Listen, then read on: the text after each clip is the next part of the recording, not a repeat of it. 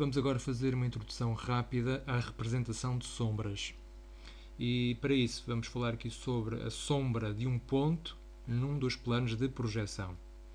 Na imagem temos os dois planos de projeção, temos este ponto A e a reta L que passa pelo ponto A.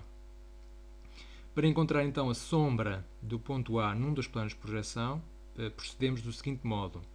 Fazemos passar por A uma reta que tenha a direção luminosa, ou seja, uma reta que respeita um determinado ou defina um determinado ângulo com os planos de projeção, garantindo então que a reta tem essa tal direção luminosa, e de seguida interceptamos essa reta com os dois planos de projeção.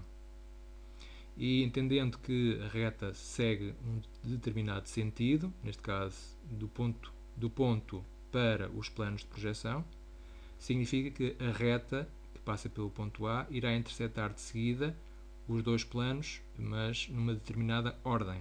Em primeiro lugar, intercepta um dos planos, neste caso é o plano frontal, o plano de projeção que a reta intercepta em primeiro lugar, onde o ponto onde a reta intercepta esse primeiro plano será a sombra real do ponto A. Nós indicamos este ponto com a letra do ponto, neste caso é o ponto A, seguido de um S.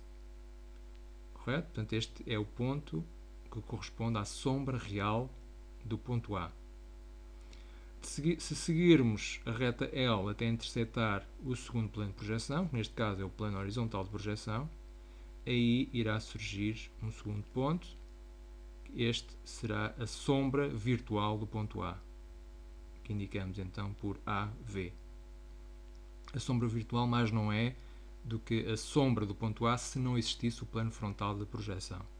Se não existisse este plano, a reta L iria continuar até interceptar então, em primeiro lugar, o plano horizontal de projeção. Correto? A sombra virtual não é a sombra do ponto, portanto esse estatuto é reservado aqui para a sombra real, contudo é um ponto que por vezes é necessário conhecer para poder resolver determinados exercícios, certo? Recapitulando, pelo ponto no espaço fazemos passar uma reta com a direção luminosa, onde essa reta interceptar o primeiro dos planos de projeção surge a sombra real do ponto, onde interceptar o segundo plano de projeção surge a sombra virtual desse ponto. Vamos só ver aqui o caso envolvendo um segmento de reta. Temos este segmento então definido pelos pontos A e B. Fazemos passar pelos dois pontos retas com a direção luminosa, onde essas retas interceptarem o primeiro dos planos de projeção, irá surgir a sombra real destes pontos. Neste caso será então AS e BS. Se unir estes dois pontos, AS e BS, terei a sombra do meu segmento de reta.